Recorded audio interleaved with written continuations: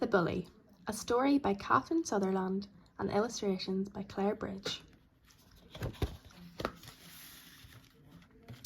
Jack and I were waiting in line at the sports ground to buy our lunch. "I'm having a hamburger, Cal," said Jack. "What are you having?" I didn't answer him because I'd just seen the big bully from our school walking towards us. "Look, he's coming, Jack," I said. "Let's get out of here." "No way," exclaimed Jack.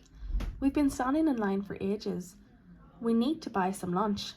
I'm not going to let that bully make me go hungry." "Well, it's not you he's staring at, is it?" I muttered. "No," said Jack. "Maybe it's the kid behind you he wants." Jack was trying to be helpful, but he sounded worried. "Hey, you kid." The bully's voice was loud and mean, and his lips curled up as he spoke.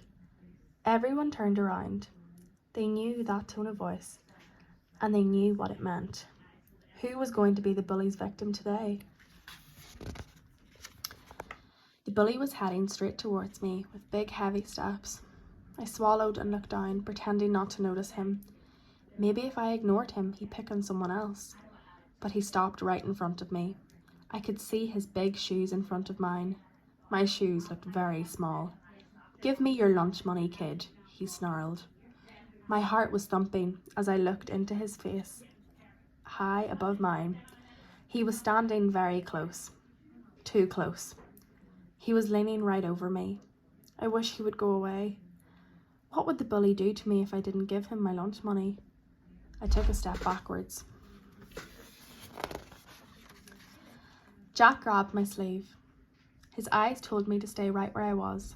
I looked up to face the bully, feeling glad that Jack was by my side. Everyone was silent. They were all watching to see what would happen next. I could feel their eyes on me, but all I could see was the bully.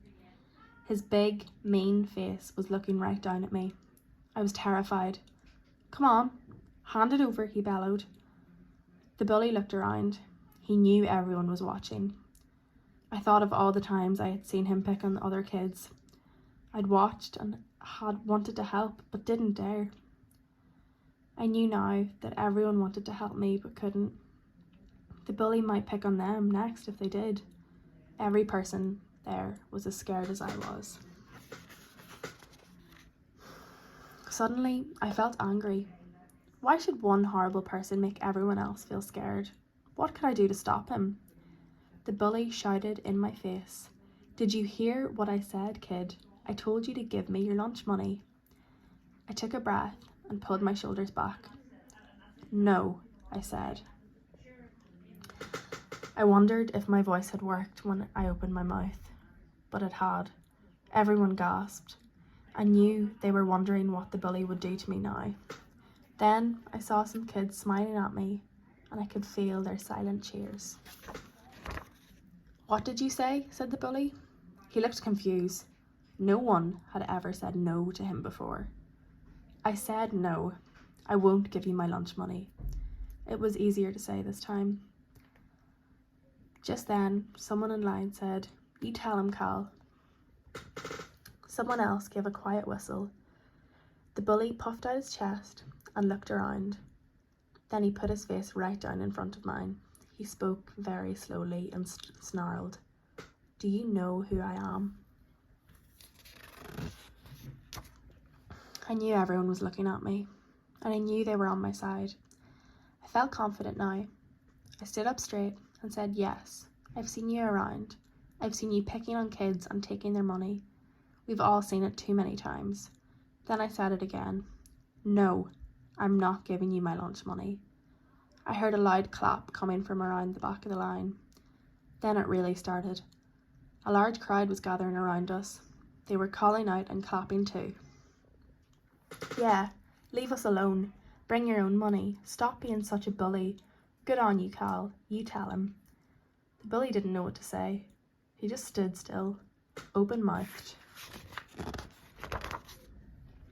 Then Jack helped out. In a firm voice, he said to the bully, "Excuse me, the line is moving up. We need to buy our lunch." The bully just stood there as though he couldn't believe what was happening. He looked at the crowd and then quickly walked away. I was very relieved. I hadn't really expected him to go. Jack grinned and gave me a pat on the back. "You were great," he said. "Do you think so?" I was really scared, but I feel good now, I smiled.